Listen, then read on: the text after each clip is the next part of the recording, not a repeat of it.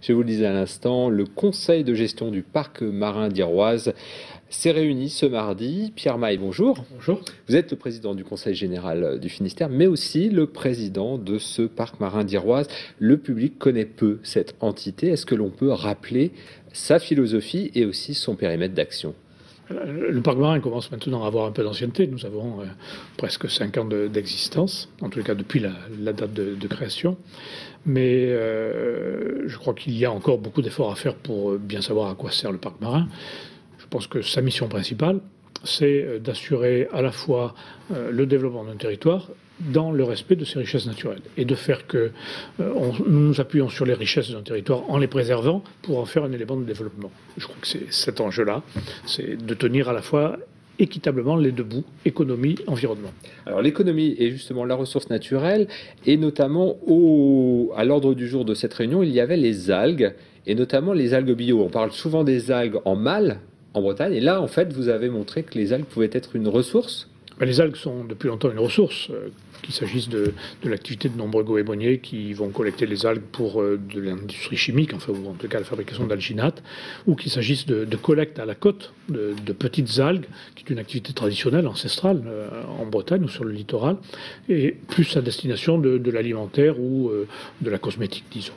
Et le parc travaille avec les producteurs d'algues, sur deux champs, à la fois la connaissance, pour éviter que le champ ne s'épuise et que l'on puisse respecter la production, et en même temps sur la qualification de ces algues. Et nous avons travaillé avec la profession pour une qualification labellisée bio. Alors est-ce que ça veut dire qu'il va y avoir une appellation d'origine contrôlée pour les algues bretonnes et finistériennes en particulier? Alors ce sera un label bio, une reconnaissance que à la fois les conditions d'environnement, qualité des eaux est bonne au sens appellation bio, et qu'en même temps les conditions de récolte, c'est-à-dire le respect du renouvellement de la production, est pratiqué par les récoltants. Donc nous sommes dans une activité durable, pérenne. Et pour les exploitants, notamment les industriels des produits cosmétiques qui utilisent les algues, c'est une réelle opportunité. Ils le réclamaient, ce label. Il y a surtout une attention portée par le consommateur qui est attentif à la provenance des produits, qui est attentif à la qualité des produits qu'il utilise ou qui entre dans la composition de ce qu'il va utiliser. Et il me semble que du point de vue d'un produit naturel comme les algues, avoir en plus cette reconnaissance bio officielle par une certification est un plus pour la profession qui le réclamait.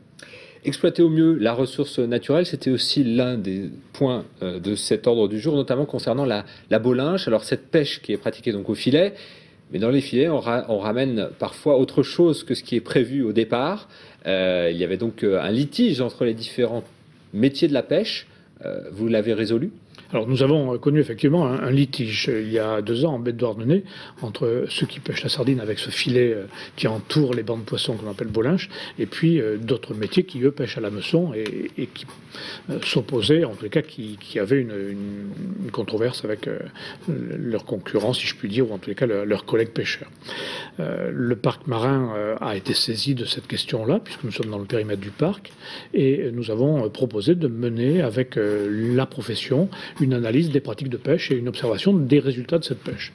Donc nous avons embarqué des observateurs du parc marin avec des scientifiques d'Ifremer et avec des professionnels. Et au cours de nombreuses marées, nous avons fait le constat de ce qui se passait, ce qu'on appelle des captures accessoires, c'est-à-dire ce qui n'est pas la sardine ou le poisson recherché, pour vérifier les quantités, les conditions.